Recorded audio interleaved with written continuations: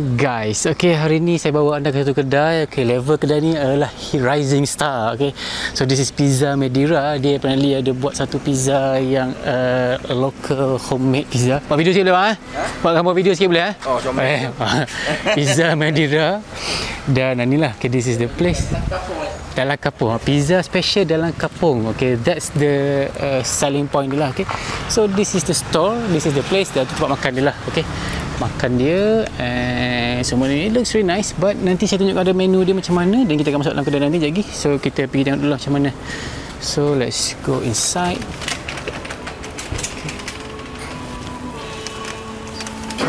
Oh, okay. Okay guys, so ni menu dia. Okay, you can see dia ada buat other than the famous pizza, dia ada buat juga dia punya western menu. Kita tengok kat sini lah, dia ada western menu. Sini ni dia punya chicken tender. This is for kids menu. Nasi goreng also ada, kalau nak makan nasi goreng.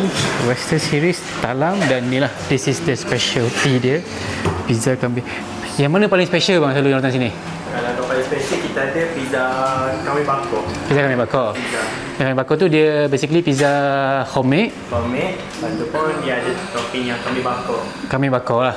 Okey, kambing bakar dengan black pepper ke benda ke tu atas. Tu mana? Betul lah. Ada daun bensin dia semua atas. Okey. So yang top juga kecap tu. Dia tak payah kecap atas.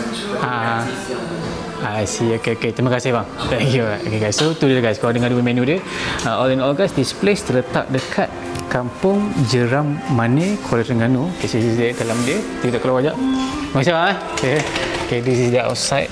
Okay, tu dia guys. But all in all tempat ni guys, because of untuk memudahkan kita makan on time, so korang nak datang sini, korang boleh WhatsApp dulu, boleh WhatsApp diorang, dan lepas WhatsApp tu diorang akan start to prepare your order. So that way korang tak perlu tunggu terlalu lama untuk korang punya order tu. Sebab kalau korang datang sini baru nak order satu-satu, then boleh tapi dia kan ada waiting time lah, sebab benda semua dia akan prepare fresh. So all those thing lah. Okay, jadi guys, again, kepada anda yang nak cari nanti after this, tunjukkan menu dia sikit macam mana, dan kepada anda yang ingin mencari tempat macam biasa homemade pizza, can definitely come check this place out. Okay, makanan sekejap lagi.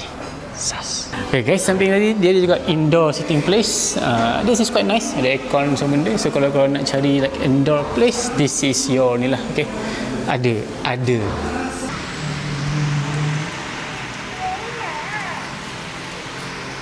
hello.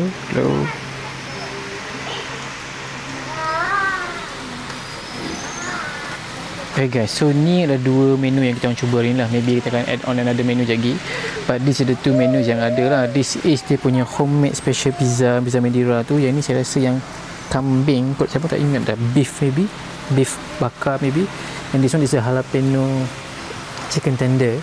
Okay, so this is definitely one of the places yang korang definitely can come and check this place out. Sebabnya ialah dia, saya rasa pada saya dia lain daripada biasa lah. Okay, so kalau anda berada di mana Kuala Terengganu dan kalau ada kat sini guys, I highly recommend lah. Okay, saya tak try lagi, but according to the reviews yang saya baca, they are good. And then kalau korang looking for like not your average